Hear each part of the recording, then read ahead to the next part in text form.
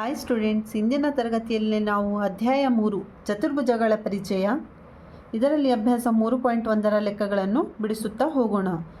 ಮೊದಲನೇ ಪ್ರಶ್ನೆ, ಇಲ್ಲಿ ಕೆಲವು ಚಿತ್ರಗಳನ್ನು ಕೊಡಲಾಗಿದೆ. ಕೆಳಗಿನ ಅಂಶಗಳ ಆಧಾರದಿಂದ ಪ್ರತಿಯೊಂದನ್ನು ವರ್ಗೀಕರಿಸಿ. ಇಲ್ಲಿ ನೀವು 8 ಚಿತ್ರಗಳನ್ನು ನೋಡಬಹುದು. ಇಲ್ಲಿ ನಾವು ಯಾವ್ಯಾವ ಚಿತ್ರಗಳಿಗೆ ಯಾವ್ಯಾವ ಬರುತ್ತದೆ ಅಂತ ವರ್ಗೀಕರಿಸಬೇಕು.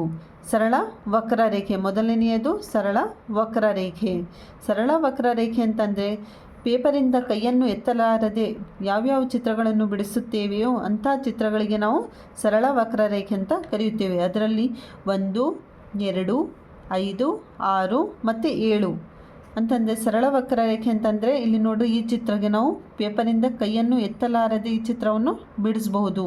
ಇಂಥ ಚಿತ್ರಗಳಿಗೆ ನಾವು ಸರಳ ವಕ್ರರೇಖೆ ಅಂತ ಕರೆಯುತ್ತೇವೆ. ಇಲ್ಲಿ ನೋಡಿ, ಪೇಪರಿಂದ ಕೈಯನ್ನು ಎತ್ತಲಾರದೆ ಈ ಚಿತ್ರಗಳನ್ನು ನಾವು ಬಿಡಿಸಬಹುದು.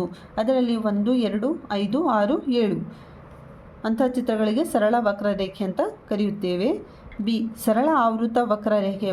ಸರಳ ಆವೃತ ಅಂತಂದರೆ ಮುಚ್ಚಿದ ಆಕೃತಿಗಳು. ಮುಚ್ಚಿದ ಆಕೃತಿಗಳು ಯಾವ್ಯಾವ ಇವೆ? ಇಲ್ಲಿ 1, 2, ನೆಕ್ಸ್ಟ್ 5, 6, 7 ಇವು ಸರಳ ಆವೃತ ವಕ್ರರೇಖೆ. Next C, ಬಹುಭುಜ. ರೇಖಾಖಂಡಗಳ ಸೇರಿಸುವಿಕೆಯಿಂದ ಉಂಟಾದ ಆಕೃತಿಗಳಿಗೆ ನಾವು ಏನಂತ ಕರೆಯುತ್ತೇವೆ? ಬಹುಭುಜ. ರೇಖಾಖಂಡಗಳು ಎಲ್ಲಿ ಯಾವ್ಯಾವ ಚಿತ್ರದಲ್ಲಿ ಬಂದಿವೆ? 1ನೆಯ ಚಿತ್ರ. ಇಲ್ಲಿ ನೋಡ್ರಿ, ರೇಖಾಖಂಡಗಳಿಂದ ಇದು ಆವೃತವಾಗಿದೆ. ಮತ್ತು 2ನೆಯ ಚಿತ್ರ ಸಹ ರೇಖಾಖಂಡಗಳಿಂದ ಆವೃತವಾಗಿದೆ. ಇಂಥ ಚಿತ್ರಗಳಿಗೆ ನಾವು ಬಹುಭುಜ ಅಂತ ಕರೆಯುತ್ತೇವೆ. ಡಿ, ಬಹಿರ್ವಕ್ರ ಬಹುಭುಜ. ಬಹಿರ್ವಕ್ರ ಅಂದರೆ ಬಹುಭುಜದ ಒಳಗಿರುವ ಯಾವುದೇ 2 ವಿಭಿನ್ನ ಬಿಂದುಗಳನ್ನು ಸೇರಿಸುವ ರೇಖಾಖಂಡವು ಪೂರ್ಣವಾಗಿ ಅದರೊಳಗೆ ಇರುತ್ತದೆ. ಅಂತಂದರೆ ಬಹುಭುಜದ ಒಳಗಿರುವ ಯಾವುದೇ 2 ವಿಭಿನ್ನ ಬಿಂದುಗಳನ್ನು ಸೇರಿಸುವ ರೇಖಾಖಂಡವು ಅದರೊಳಗೆ ಇರುತ್ತದೆ. ಇಲ್ಲಿ ನೋಡ್ರಿ, ಇದೊಂದು ಬಹುಭುಜ ಆಗಿದೆ. ರೇಖಾಖಂಡಗಳಿಂದ ಆವೃತವಾಗಿರುವ ಆಕೃತಿಗೆ ನಾವು ಬಹುಭುಜ ಅಂತ ಕರೀತೇವೆ.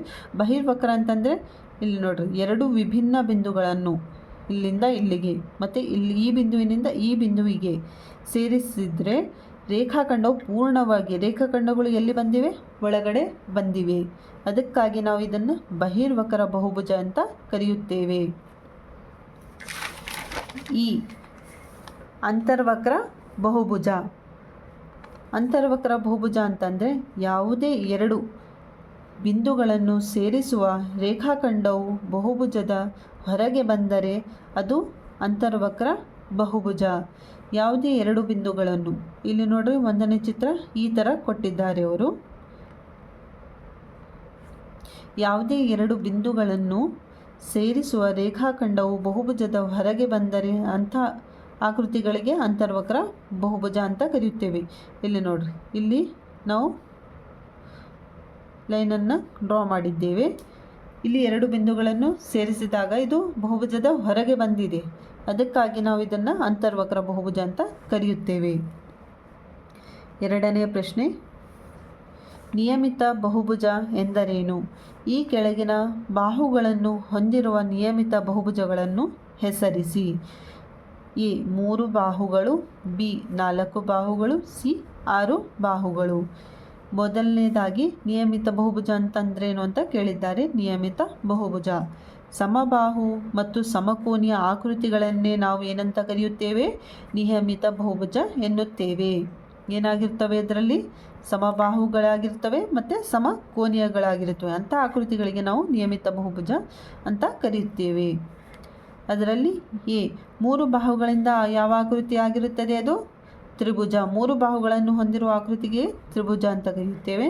4 ಬಾಹುವಿನ ಆಕೃತಿಗೆ ನಾವು ಏನಂತ ಕರೆಯುತ್ತೇವೆ? ಚೌಕ. 6 ಬಾಹುಗಳಿದ್ದರೆ ಅದಕ್ಕೆ ಏನಂತ ಕರೆಯುತ್ತೇವೆ? ಷಡ್ಭುಜ. ಇಲ್ಲಿವರೆಗೆ ನಾವು ಅಭ್ಯಾಸ 3.1ರ ಲೆಕ್ಕಗಳನ್ನು ಬಿಡಿಸುತ್ತಾ ಹೋಗಿದ್ದೇವೆ. ಮುಂದಿನ ತರಗತಿಯಲ್ಲಿ ಅಭ್ಯಾಸ 3.2ರ ಎಲ್ಲ ಲೆಕ್ಕಗಳನ್ನು ಬಿಡಿಸುತ್ತಾ ಹೋಗೋಣ.